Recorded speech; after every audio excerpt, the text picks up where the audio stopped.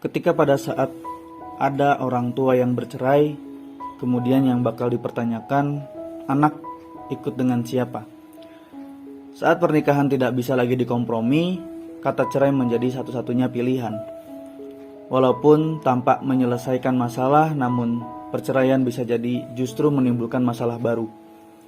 Salah satunya yang berkaitan dengan hak asuh anak. Hal ini menjadi penting karena menyangkut tumbuh kembang fisik, psikis, dan masa depan anak. Tidak sedikit anak terlantar karena menjadi korban perceraian orang tuanya. Lantas, bagaimana sebenarnya hak asuh anak dalam hukum Islam? Apa saja syarat-syaratnya?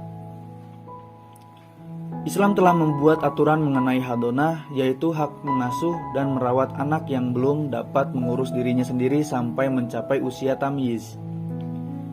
Hak asuh anak ini jatuh kepada ibu sampai anak mencapai usia tamyiz. Di usia tamyiz, anak dapat memilih untuk ikut ibu atau ayahnya. Mengapa ibu yang terpilih untuk mengasuh?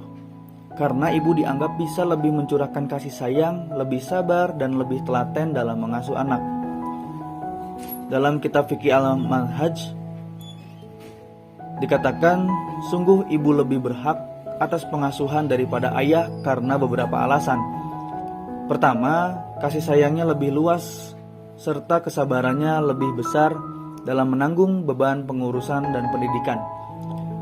Yang kedua, ibu lebih lembut dalam mengasuh dan menjaga anak-anak dan lebih mampu mencurahkan perasaan dan kasih sayang yang mereka butuhkan. Kemudian syarat hak asuh anak dalam hukum Islam itu terbagi menjadi 7. Tidak serta-merta seorang ibu boleh mengasuh anaknya setelah perceraian. Ada beberapa kriteria yang harus dipenuhi. Syekh Ibnu Qasim Al-Ghazi menjelaskan 7 syarat hak asuh anak dalam hukum Islam sebagai berikut. Yang pertama, berakal sehat. Karenanya bagi perempuan yang gila tidak boleh mengasuh anak, baik gilanya terus-menerus maupun terkadang saja. Namun jika gilanya hanya sedikit, semisal sehari dalam setahun, maka hak pengasuhan tidak batal. Yang kedua, merdeka.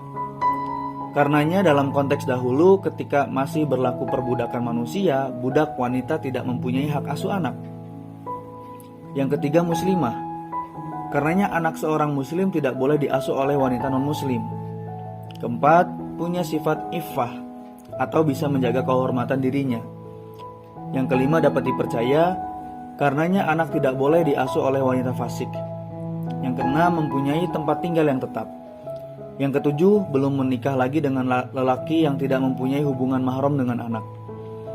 Syarat-syarat di atas, kecuali syarat ketujuh tentunya juga berlaku bagi ayah yang mempunyai hak asuh anak setelah anak mencapai usia tamyiz, yaitu ketika anak dapat makan, minum, dan bersuci secara mandiri.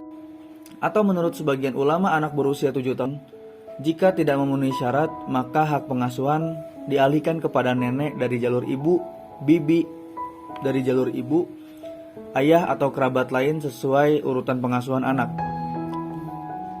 Diambil dari kitab Fathul Qorib Mujib karya Abu Abdillah Muhammad Ibn Qasim Asy-Syafi'i. Walaupun hak asuh anak jatuh kepada ibu, bukan berarti sang ayah terbebas dari tanggung jawab begitu saja. Biaya pengasuhan anak, demikian pula nafkah si ibu selama masa iddah, tetap menjadi kewajiban suami sesuai kemampuannya. Suami dan istri tetap berperan dalam porsinya masing-masing dalam pengasuhan anak. Dengan begini diharapkan tidak terjadi percekcokan dan perebutan hak asuh anak, karena anak bukanlah barang yang mudah dipindah tangankan begitu saja. Dengan memenuhi 7 syarat hak pengasuhan tadi, meskipun di antara suami istri terjadi masalah, namun hal itu tidak sampai mengabaikan pemenuhan terhadap hak asuh anaknya.